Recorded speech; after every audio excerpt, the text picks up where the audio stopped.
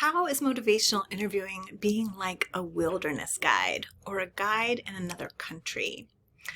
So I'm going to give a little example here. Years ago, I worked in the wilderness industry, which means both I worked in the wilderness and I worked in the industry of wilderness therapy.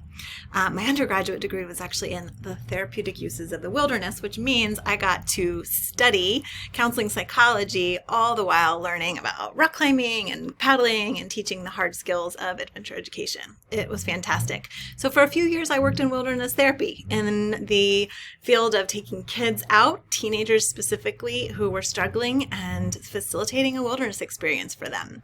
So here's where I see this intersection between that work and motivational interviewing.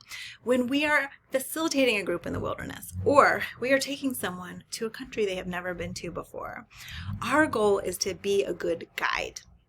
And a good guide holds the space in the container for facilitating an experience of learning and knowing and accessing inner strengths and performance and exploration and increased confidence and sense of accomplishment of these things. And that's what we were doing in the wilderness. We were holding space for youth to learn about themselves, to dig into their strengths, to bring those out, to go through hard experiences together and to gain that sense of accomplishment.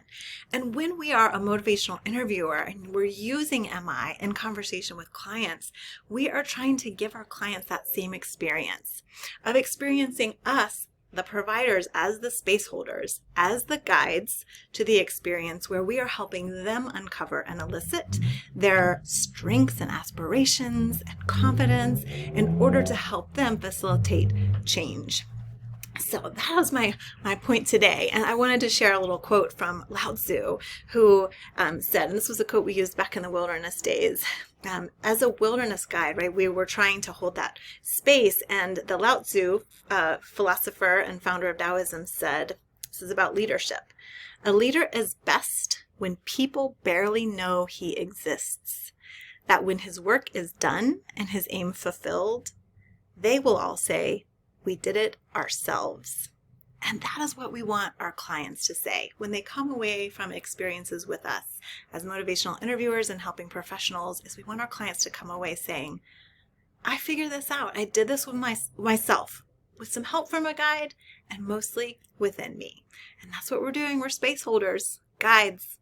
I invite you to consider how you best guide your clients, staying out of that role of following too much, letting them kind of figure it out all on their own, or directing too much where we're telling people what to do and where to go and how to do it, but that middle space where we're facilitating and guiding that experience. Good luck, y'all. Let me know your thoughts.